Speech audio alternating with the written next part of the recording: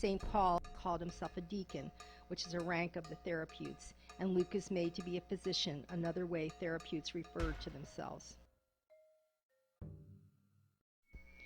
The Therapeutan mystery schools link Britain and Europe through Palestine to India and then all the way to China. Their main school was associated with the Great Library in Alexandria, Egypt.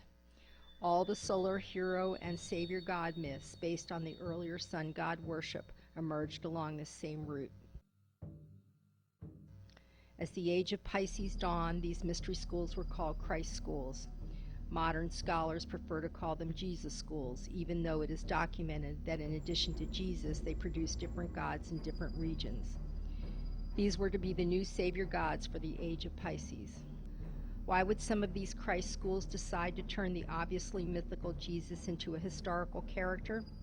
The answer lies in Israel during what is called the Messianic Age, and a conflict between two Jewish sects. Over several centuries, the Gnostic Samaritan priesthood began competing with the Hebraic Judeans. This resulted in the fabrication of a historical Jesus, and the Judeans being scapegoated for his murder.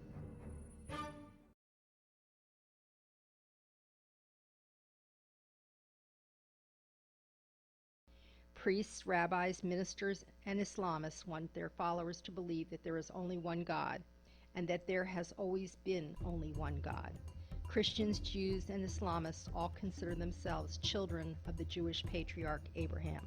But the well-hidden fact is that this monotheism does not go back forever and ever, and that the Jewish god Yahweh was originally one of a pantheon of gods.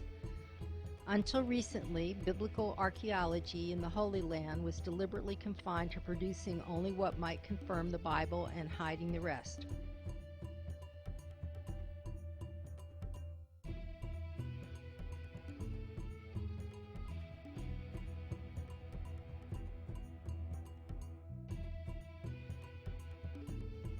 But unavoidable discoveries like the Dead Sea Scrolls have opened the floodgates.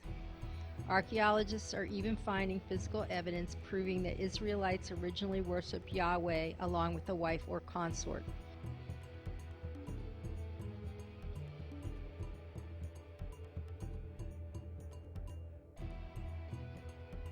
Proof that the people of Israel once worshipped their own pantheon of gods is contained in the Bible itself. The biblical words Elohim, Baalim, and Adonai refer to plural gods, no matter how many religious translators try to hide them behind a singular word, Lord. The pantheists were strongest in the northern kingdom of Israel and became known as Israelites. There were a number of gods and goddesses in this pantheon. One of the gods was named Shaddai.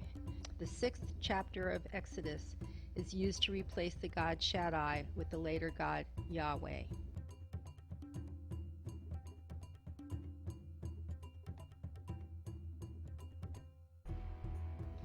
The Baal gods mentioned in the Old Testament were worshipped by some of the Israelites. In this passage at Hosea 2:16, the Old Testament writers forcibly change Baal worship to Yahweh worship. The Most High God of the Elohim was El Elyon, or the sun. Among the Israelites, his priesthood was called the Order of Melchizedek. These priests worshipped other gods descended from Elyon, including a god called Moloch, who for a time was considered the same as Yahweh. Moloch worship included human sacrifice, which survived in parts of Israel until it was finally banned under the Roman Emperor Hadrian.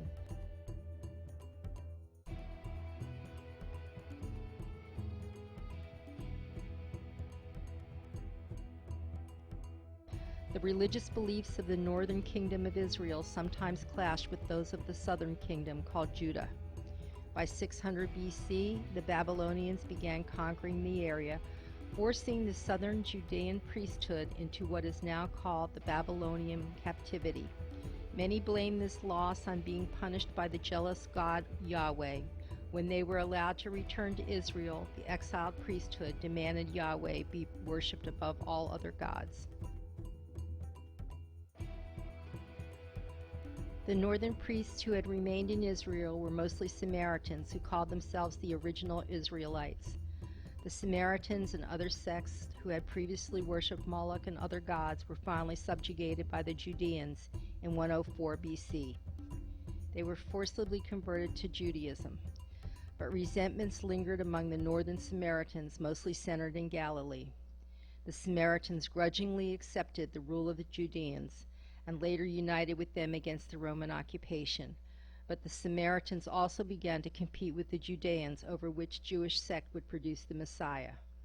To the Samaritans, this Messiah would not only conquer Rome, he would also, as one Samaritan sage put it, destroy the wicked Judean priests of Jerusalem.